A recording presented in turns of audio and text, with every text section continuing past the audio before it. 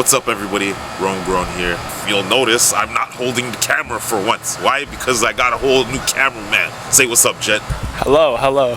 That's the man behind the cam. But anyways, we're gonna do our September update. We're gonna take a look at what's going on in the garden and see what we got going on, man. The rosemary has been doing exceptionally well, even though it's been in very small pots. We have the fabric pots, as you guys know, that we've been doing. I don't know, they're about 1 liter-ish or whatever. So I haven't culled much of the rosemary. I've been basically letting it grow out, letting it branch out and get as bushy as possible. I don't want to cut it too much because it really does grow very slow. That's why I went with multiple plants this year. The purple sage obviously needs a little bit of a watering, feels a little bit light. That's one thing about these fabric pots, they do drain very well. Nice purple tips on these. I've been actually cooking with this. You can't add much of it to your cooking, otherwise it'll blast your food and that's all you'll taste is sage. But anyways, moving on, I have sad news. The spicy globe basil didn't make it. The weather has been not hot enough, and it's been rain. It actually rained and dampened off the plant after one time when I cut it, so it actually got completely destroyed. And it hasn't bounced back. I'm actually surprised. This is one of the most vigorous plants. So this year it actually didn't do that well. Very surprising. Unfortunate, but curry plant has been doing okay. Essentially, I've cut it maybe once or twice. Now this plant is very special. Nice silvery leaves, silverish whitish leaves, and they kind of have like almost like a very soft, velvety texture.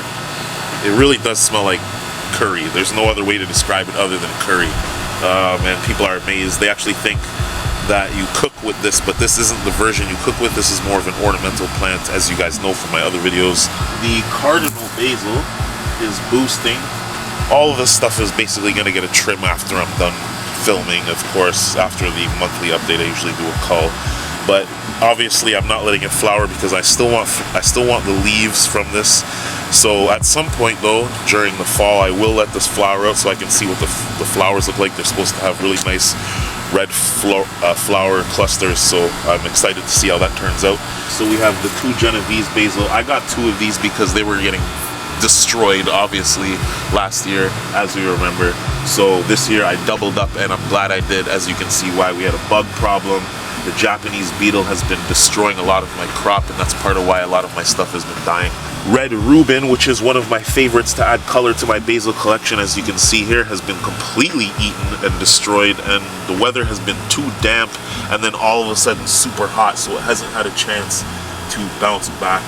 I don't know why, man. It just shows you every year. It depends on the circumstance. You could have the same garden, but you could have different results with the same plants. So that's why I do it every year, to see what's hardy and what really makes it. Here, the thyme is boosting. I've actually cut this a couple of times. And we have our regular garden thyme here, which is obviously due for a culling. Obviously, I use this almost every single time I cook meat. Good for fish, good for anything, pork. This is one of my main seasonings. I will be cutting this down and giving it some TLC right afterwards. Here behind it, we have the 2 lemon thymes. Very lemony. Literally smells like lemon pledge or Mr. Clean or whatever you want. I mean, maybe not Mr. Clean, not a chemically smell, but it's a very nice, pleasant lemon smell.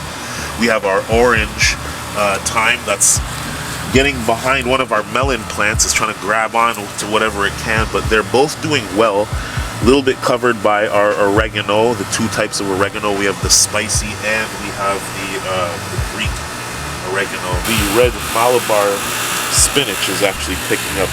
It's growing a bit straggly. Obviously it did a lot better last year in bigger pots. I wanted to see what I could get away with in this rectangular planter. I'm very happy with these clusters that are coming in. They're super beautiful. Purple clusters or whatever. I plant this mint by itself, this chocolate mint. It's something that I definitely want to keep in the garden. I'm going to plant this again next year. You have to plant it separate, otherwise it'll take over everything that's in your garden. The watermelon and the muskmelon. We're actually going to cull this muskmelon before it gets completely eaten. A lot of these plants are starting to focus all their energy on producing the fruits and the melons here, and I'm going to cull a couple of these just simply because they're not supposed to grow super big. I do have them in pots, they're not in the ground, and they're only going to grow so big. This one's not really done, but it's not growing very fast, so I want the plant to focus its production on the one that I have in the pot here. As you can see here, it's growing inside, so we're gonna let that grow. We have some new sugar baby watermelons coming in. As you can see here, there's a couple new ones that are starting to sprout, and we have some old ones that are taking up.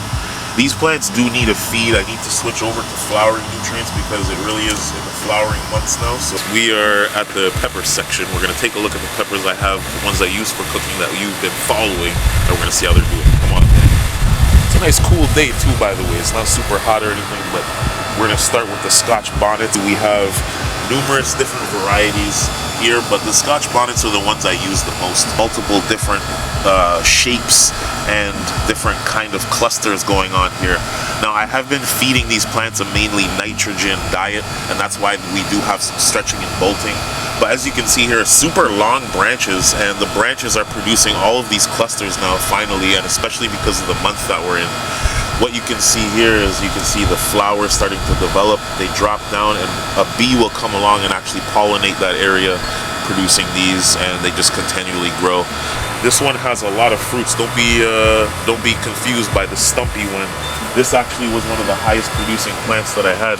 But as you can see here, once again, the Japanese beetle has been murdering my foliage and just completely devouring the area. They have no natural predators as far as I know, or there's not enough predators to keep them at bay. So we do have one deadly motherfucker on the end, and that's the Reaper.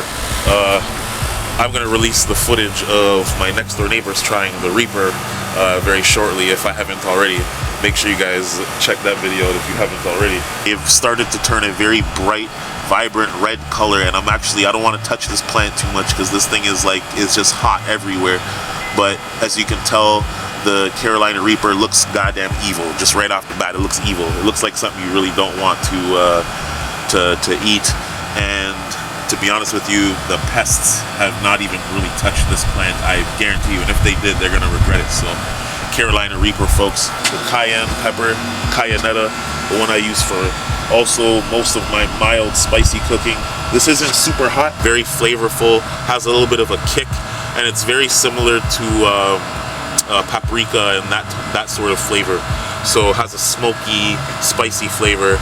Very vigorous plant. This thing has just been producing and producing. It's staying low and it's staying bushy. It's not stretching out like these Reaper plants or my other pepper plants, but they're still doing well. The Hungarian Wax Pepper plants, I actually cut a bunch of these off, as I said, because I gave a friend of mine some peppers, and I just plucked them, and already there's 2 more going on, so super happy about that.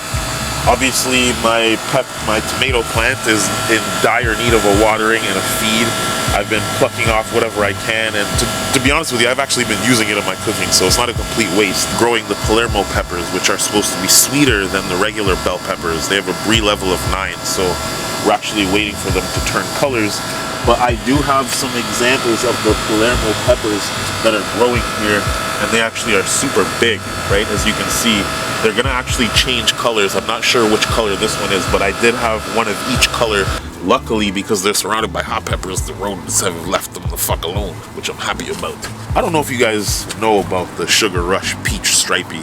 I'm very excited about this. Rare genetic. Got it from one of my pepper links. Super happy about it. But check these peppers out, man.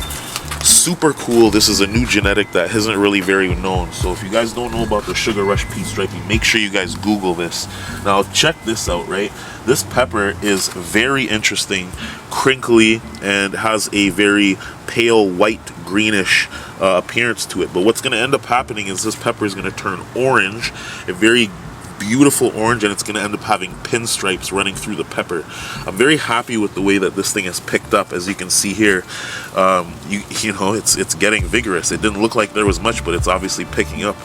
Usually because I use dry nutrients, I'm able to basically, it lasts for about a month. So I only have to feed about once a month. That's why I like using dry nutrients. Liquid nutrients, I'd be out here every week slinging, taking measurements. I don't want to do all that shit. I'm lazy. I'm a lazy gardener, but I'm also an organic gardener, so blueberry plants have been getting destroyed, as you guys remember, from the Japanese beetle. I actually think that this is what they liked the most, and despite that, this thing is still boosting, still producing green foliage. It does have some new shoots. Obviously I have to pull these in over the winter again. This is the first year that they're producing blueberries. We actually have one like right here, right? This is an example of one of the blueberries that they actually missed. I don't know if you want to try that, Jet. You want to try this little mini blueberry? No? Okay. That one was actually ripe. Jamaican hot pepper, hot chocolate plant. What it does is it grows these medium-sized peppers that are of medium hotness, and they actually ripen to be this chocolate brown color. That's why it's the hot chocolate pepper. It grows these brown peppers, and this is one of the first ones that's actually turning color. This hasn't been the fastest grower, but it does have a lot of flowers on them, so I'm happy about that. And just staying on top of watering everything has been a challenge this year. Obviously I'm working full-time, so it's hard to get out here as much as I'd like to. Make sure you guys switch over to flowering nutrients at this point of the year if you haven't already, because you know, this is when the sun starts going in a different direction and your stuff's gonna start producing. So if you're not ready, you don't have time, you ain't gonna never have time. Anyways, make sure you guys like and subscribe to the video. Obviously, I have more coming, and we're gonna release the footage of the Carolina Reaper just now. Thanks again for tuning in. See you guys on another one.